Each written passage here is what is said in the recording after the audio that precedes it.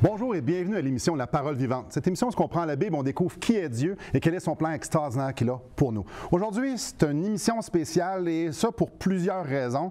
Premièrement, j'ai deux collaborateurs, Jonathan Nicole et Laurence Tisdal. Bienvenue à vous, messieurs. Bonjour. Et probablement que sur le plateau, vous voyez qu'il y a des choses qui ne sont pas là d'habitude. Il y a une pancarte en arrière. Messieurs, qu'est-ce que vous faites ici? En fait, vous êtes qui et qu'est-ce que vous venez faire ici?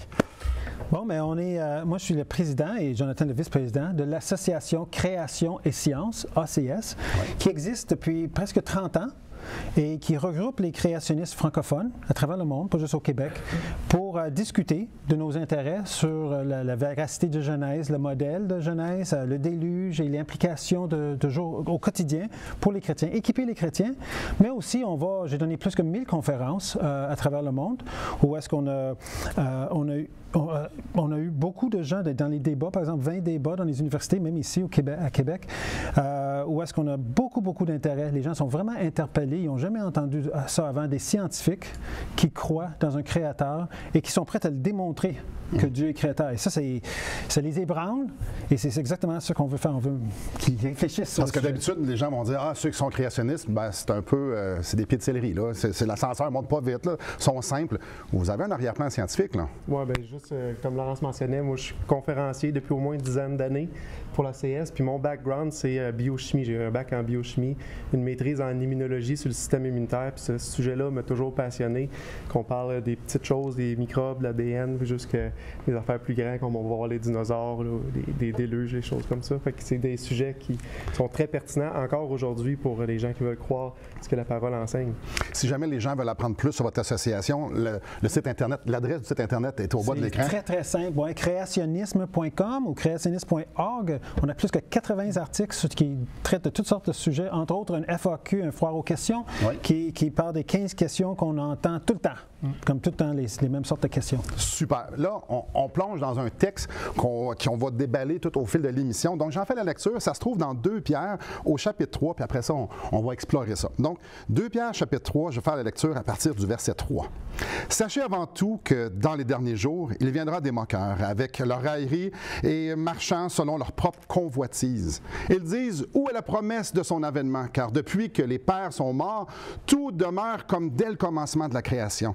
Ils veulent ignorer, en effet, que des cieux existèrent autrefois par la parole de Dieu, ainsi qu'une terre tirée de l'eau et formée au moyen de l'eau, et que par ces choses, le monde alors périt, submergé par l'eau. » Donc, il y a beaucoup de choses là-dedans et je pense qu'on veut d'abord, Laurence, expliquer qu'il y a cette volonté-là d'ignorer. Mais on a tendance à ne pas penser à l'apôtre Pierre comme étant un prophète. Mais ici, il est en train de parler dans les derniers jours. Il est en train de prophétiser sous l'onction du Saint-Esprit, en train de dire, ceux qui lisent la lettre qui est en train de l'épître, qui est en train d'écrire, il est en train d'avertir les gens.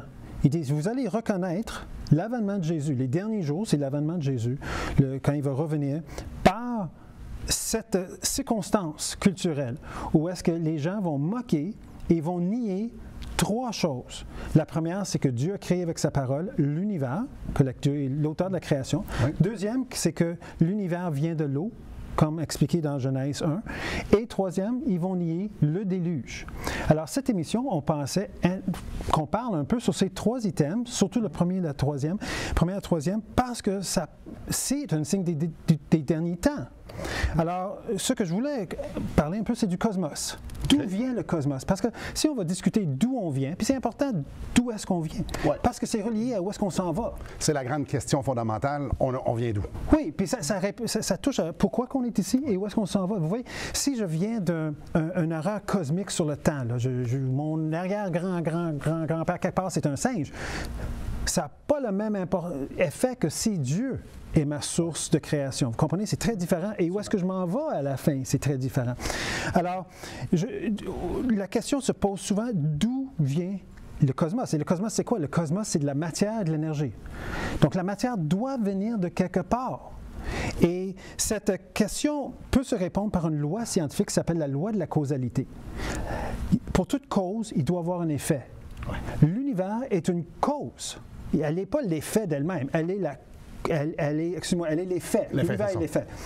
On a besoin d'avoir une cause. Et la loi de causalité dit, pour avoir un effet, la cause doit être avant l'effet, naturellement, et assez puissant pour produire l'effet. Donc, si j'ai une rivière avec une petite grenouille sur le côté qui saute dans la rivière, puis là, toute la rivière devient pleine de sédiments.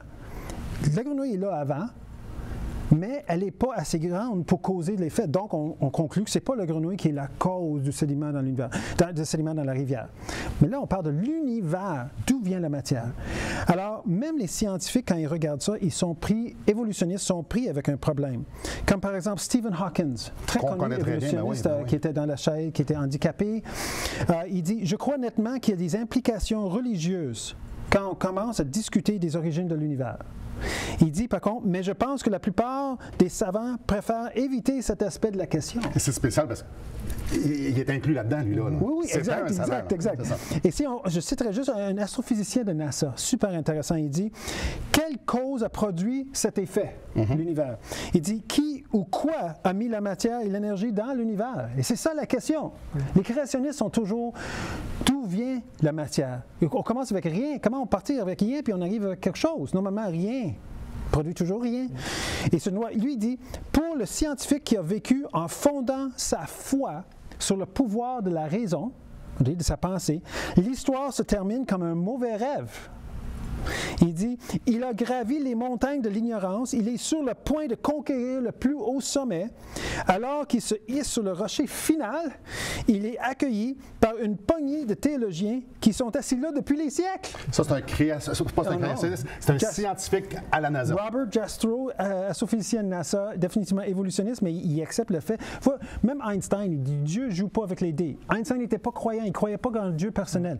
Mais comme scientifique, il dit, il faut que j'admette que j'ai un problème. Je ne suis pas capable de faire apparaître la matière sans avoir un créateur. Mais ils disent, qu'est-ce qui va arriver au dernier temps? Ils vont nier que par sa parole, Dieu a créé le cosmos. Parce que justement, c'est ce qu'on va découvrir, il y a une raison en arrière de ce refus-là, de vouloir dire, ben oui, Dieu est là, ou même dire qu'il y a une force supérieure. Ça va produire quelque chose. Alors, les gens désirent ignorer Dieu, désirent fermer les yeux, détourner le regard, ou même être simplistes, ou même biaiser leur procédé scientifique, parce que si ça amène à Dieu, comme on va voir plus tard dans l'émission, il y a des conséquences à ça. Donc, restez avec nous, on va continuer de balayer ce texte-là et de ce sujet-là fort passionnant. Restez avec nous.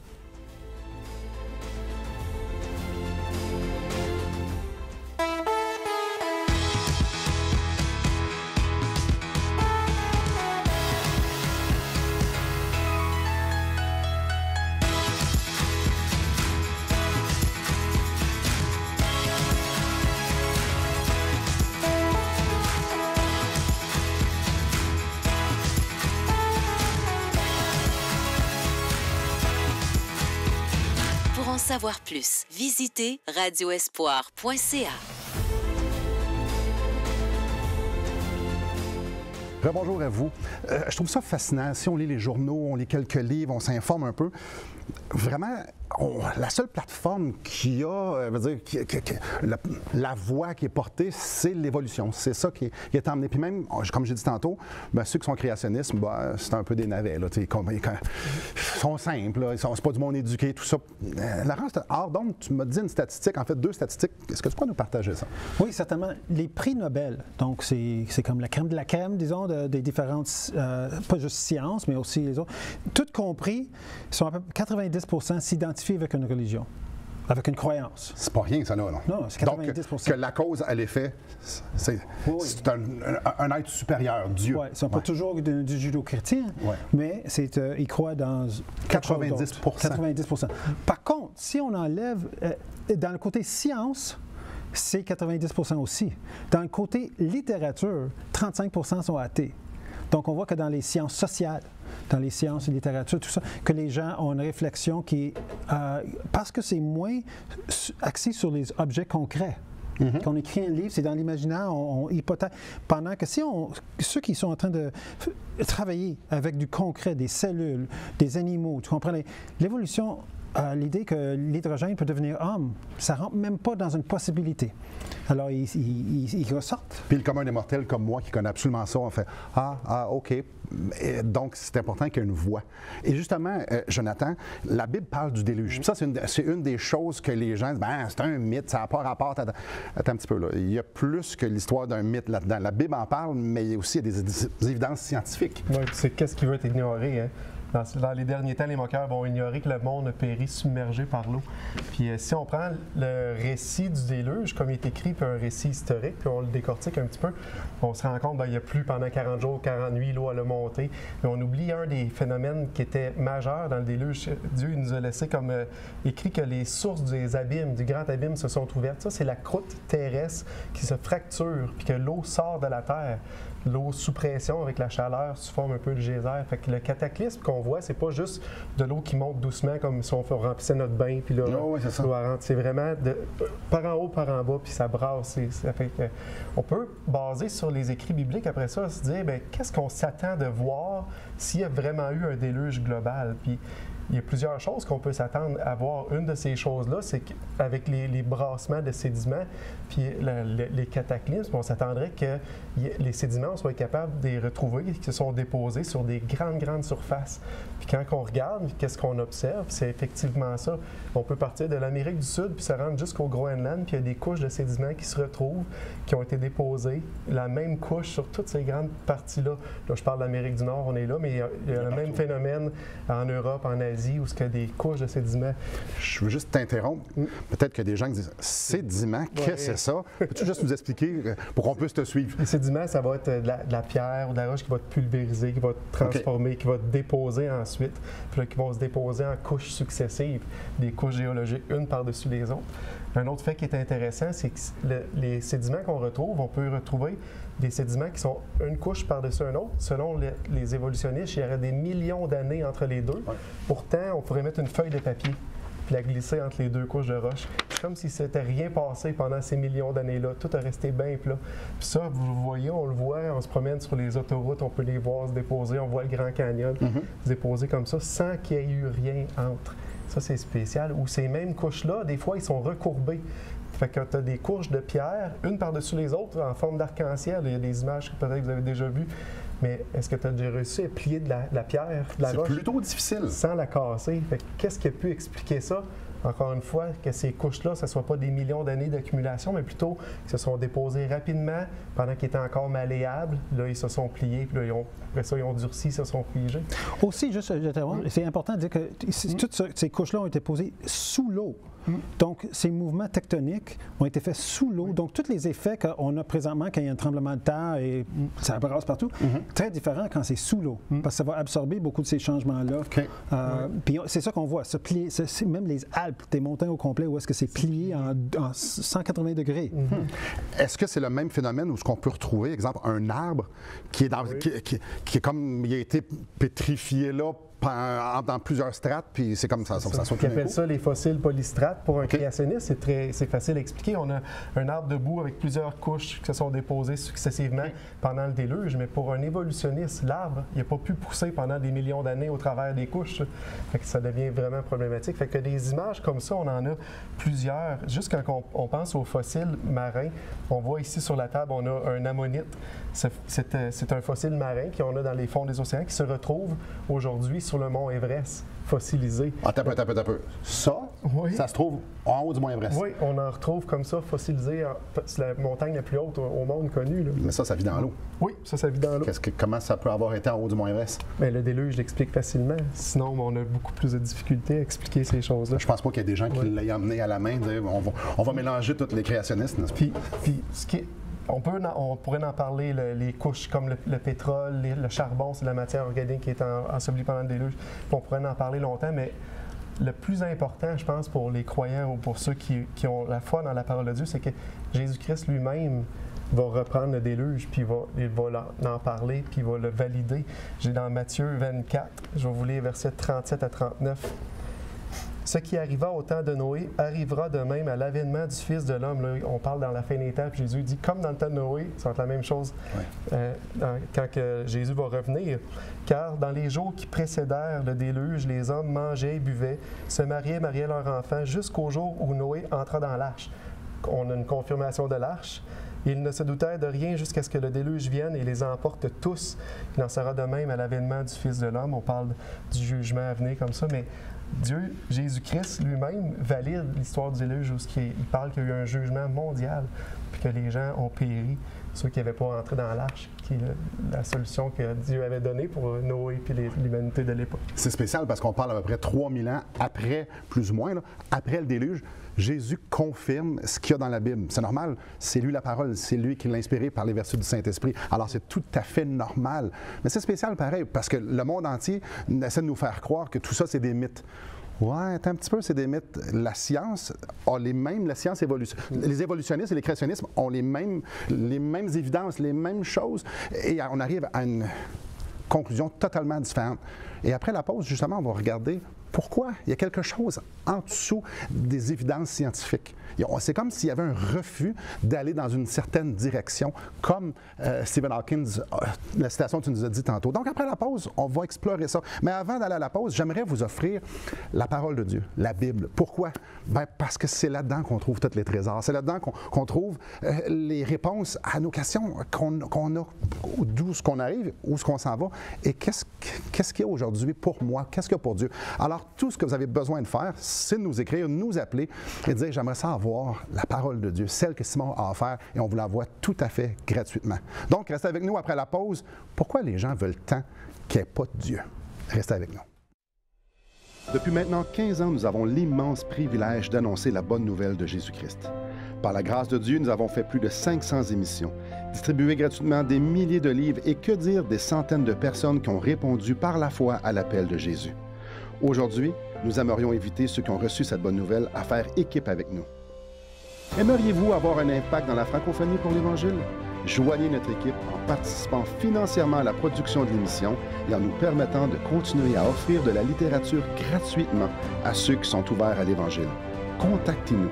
Il nous fera plaisir de vous partager comment vos prières et vos dons peuvent faire la différence.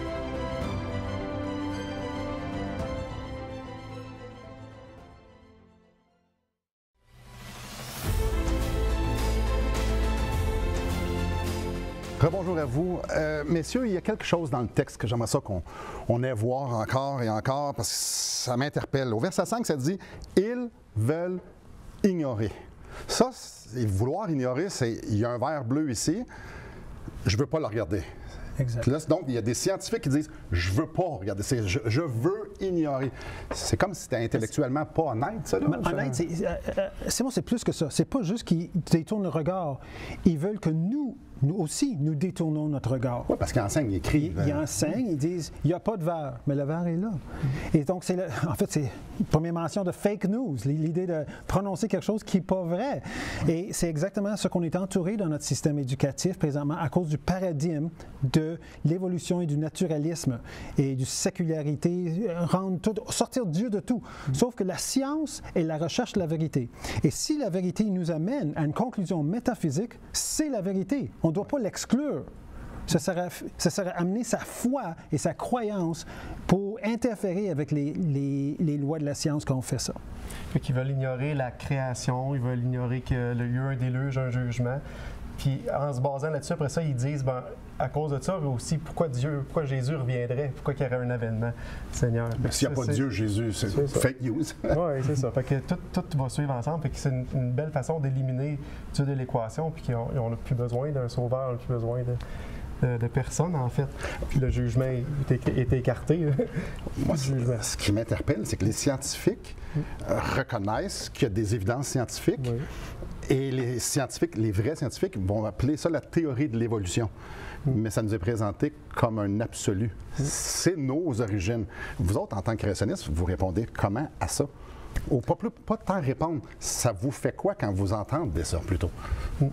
Mais moi, ça me fait, premièrement, juste pour corriger le tir un petit peu, Simon. Oui, vas-y. Une théorie, c'est le plus haut niveau de connaissance dans la science. Donc, s'ils disent une théorie, c'est comme pour nous dire un fait. Parce que la science arrive jamais à la vérité au complet parce qu'on ne sait pas qu'est-ce qu'on va découvrir en 10 ans. Okay, donc, on appelle ça une théorie. Il y a les lois qui sont à part. Okay. Des lois, c'est des lois qui ont été observées, c'est toujours constant. Mais une théorie, ça veut dire qu'on ne peut pas aller plus loin, mais c'est où est-ce qu'on est dans la science. Donc, c'est pas mauvais de dire théorie. Le problème, c'est que c'est pas des théories. Parce que pour avoir une théorie, il faut dépasser le niveau hypothèse. Puis pour faire des hypothèses, il faut tester qu'est-ce qu'on croit. Notre modèle, il faut tester. Si on ne teste pas, comment on va tester qu'une grenouille est devenue une prince en 150 millions d'années? Ça va plutôt difficile. Là. Donc, ils ne sont pas capables de démontrer l'évolution. Donc, ce n'est pas vraiment une théorie, c'est une hypothèse. Et Darwin, l'erreur qu'il a fait, c'est qu'il est parti de petits changements, des micro-évolutions, des petits changements, des différentes sortes de vaches, des oiseaux, etc. Il dit, bon, mais puisque ça change un petit peu, on peut aller de singe à humain. Wow! La marche est pas mal haute. C'est énorme. Et on peut aller de non-vivant au vivant. Wow! Pas du tout. Et c'est ça qui était le problème avec Darwin, c'est qu'il faisait ces sauts en logique. Et c'est le même problème qu'on vit avec aujourd'hui. C'est illogique, c'est pas rationnel. Mais je crois au fond de ça, c'est qu'est-ce que Pierre dit. C'est parce qu'il refuse de reconnaître ou être redevable ou penser qu'ils sont redevables à un créateur et donc ils ne peuvent pas faire n'importe quoi. Parce que c'est ça dans la guerre. S'il y a un créateur, on est des créatures. Exact. Puis si c'est créateur et créature, il y a comme quelque chose de relationnel. Il y a peut-être un problème, c'est peut-être une bonne nouvelle, c'est peut-être les deux. Donc c'est pour ça que ça nous dit, où est la promesse de ton avènement? S'il n'y a pas Dieu, ça n'a pas rapport, mais c'est parce qu'il y en a un. Puis Jésus a dit, je vais revenir. Puis ce qui est intéressant, je rebondis sur ce que tu as dit, Laurence, mais tu crois que le non-vivant est devenu du vivant, tu crois que une grenouille est devenue un prince, tu crois qu'il n'y avait rien, puis là, maintenant il y a tout. Finalement, le mot qui revient, c'est tu crois. Ouais. Ils mettent leur foi dans quelque chose qui n'a pas plus de fondement, au lieu de mettre leur foi dans un créateur tout-puissant qui est la source de toute chose. Et qu'on voit le gap qui se fait pour rejeter le créateur, tous les pas de foi que tu as à faire sont immenses. Et le spectacle, les preuves sont là, les évidences sont là. Alors j'ignore, Jésus me dit qu'il revient, ça n'a pas d'importance, mais si un créateur, messieurs, puis qu'on est d'une créature, et que c'est un créateur relationnel, parce que nous sommes des créatures relationnelles, la Bible nous dit qu'on a été créés à son image, il y a un certain problème parce que l'image a été corrompue après la chute. On le voit dans Genèse 3. Ça nous amène, nous, ça, de dire, attends un peu, s'il n'y a pas de créateur, il n'y a pas de jugement, il n'y a pas rien, mais la Bible nous dit qu'il y a un jugement. Fait que c'est important de croire à un créateur. Oui, c'est essentiel. D'ailleurs, c'est pas une mauvaise... Comme la citation que j'ai faite est un mauvais rêve pour le naturaliste, parce qu'il découvre que oui, il y a un créateur. Mais c'est pas une mauvaise... C'est un message d'espoir. Une fois, j'ai fait un débat à Jonquière dans une taverne. On était sur Création-Évolution, 110 personnes, très relax dans une taverne, tout le monde avec leur bière. Là. Puis on avait 3 minutes pour présenter qu'est-ce qu'on croit. Imagine, 3 minutes, that's it. Puis après ça, c'était des questions. Puis un jeune homme m'a dit, Laurence, si on a été créé, pourquoi on a été créé? Là, imagine, vous êtes pasteur, on est tous les trois en fait pasteurs. Imagine, vous êtes dans une taverne, vous ne pouvez pas sortir de la Bible, dire, voici qu'est-ce que la Bible dit. Non. Alors, j'ai tourné vers lui, mais pourquoi nous, on crée, on est fait à l'image de Dieu? Pourquoi nous, on crée? Il dit, mais pour notre plaisir. J'ai dit, exact. Dieu nous a créés avec attention et intention, ce qui nous donne une raison d'être. Et c'est très important. L'évolution nous enlève la raison d'être. On est ici par hasard, on n'a aucune raison d'être. Mais le message du Créateur, le message que Jésus amène, et la véracité de la Bible amène, c'est que non, vous êtes ici avec une raison. Vous avez tous un appel.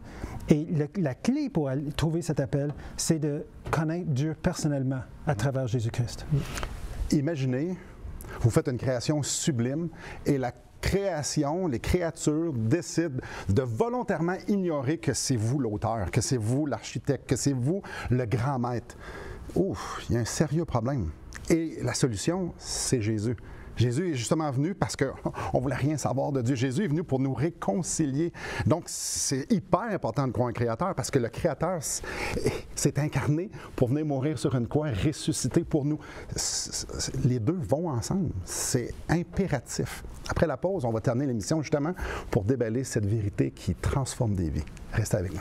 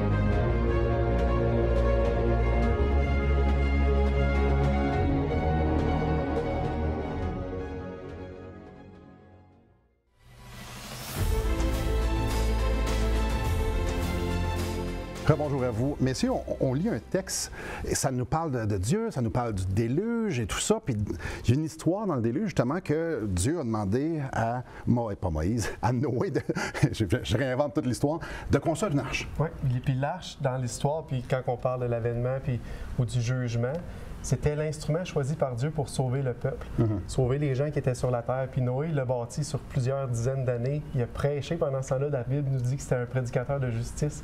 Puis il invitait les gens à passer dans l'arche, puis à rentrer dans l'arche. Cette arche-là aussi, il y a l'image, il y a une porte. Il y avait une façon de rentrer. Puis c'est Dieu qui a fermé la porte à la fin. Puis aujourd'hui, bien, on a encore cette même opportunité-là de rentrer, de se sauver du jugement par le moyen offert puis donné par Dieu. Puis ce moyen-là, bien, c'est Jésus-Christ qui dit lui-même qu'il est la porte. C'est lui le chemin vers le Seigneur.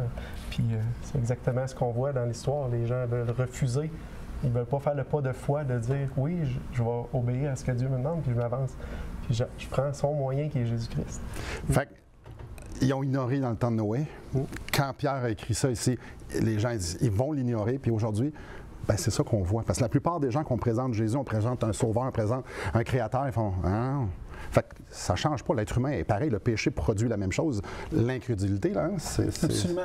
C'est important de reconnaître que ce n'est pas Noé, dans l'histoire, qui a fermé la porte. Noé a prêché 120 ans pour voir les gens convertir. Et je te garantis, quand il a commencé à pleuvoir, là, les gens sont devenus trop croyants. Mais la porte était fermée. Il y a un moment, Pierre est en train de dire, il y a un moment quand Jésus va revenir. Quand il revient, c'est trop tard. Tout le monde va être croyant quand Jésus revient. Mais Jésus dit, je suis l'arche. C'est maintenant qu'il faut qu'on prenne une décision de soumettre notre vie à Christ, qui vraiment va nous donner le destin de notre vie, qui va nous pardonner nos péchés, qui va faire qu'on puisse marcher droit devant le Seigneur et qu'on va avoir un message d'espoir à apporter pour nous-mêmes et pour les autres. J'aimerais vous lire à la maison Jean 14,6. Jésus lui dit, « Je suis le chemin, la vérité et la vie. Nul ne vient au Père que par moi. » Jésus, c'est notre arche. Et le fait Dieu, on aime bien l'habiller comme on veut, puis donner la forme qu'on veut, puis lui faire dire ce qu'on veut ou juste dire qu'il n'est pas là, démontre justement qu'on a besoin de Jésus. Jésus est venu sauver ce qui était perdu, les pécheurs. Ça, c'est chacun d'entre nous. Alors, aujourd'hui, il y a 3 prédicateurs de justice qui vous disent, vous avez besoin de rentrer dans l'arche. Vous avez besoin de Jésus. Jésus dit, je suis le seul chemin. Notre Créateur veut être réconcilié avec nous. Donc, il est venu, comme j'ai dit tantôt avant la pause, pour pouvoir nous sauver. Et il nous fait l'offre aujourd'hui. Il vous fait l'offre aujourd'hui. Tournez-vous vers lui et dites, Seigneur, j'ai besoin d'un sauveur, puis je reconnais que c'est toi. Merci beaucoup, messieurs. Merci, Simon. Merci beaucoup à vous et que le Seigneur vous bénisse.